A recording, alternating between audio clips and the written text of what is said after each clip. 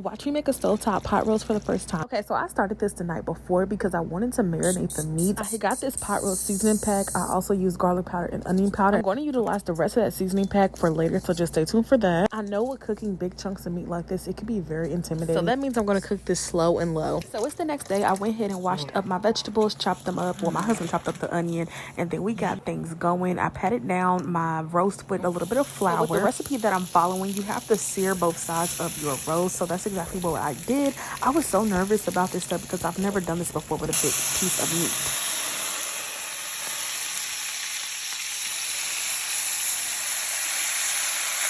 So since Walmart delivery didn't deliver the broth, I had to use water instead, but it's going to be fine. It's going to work out.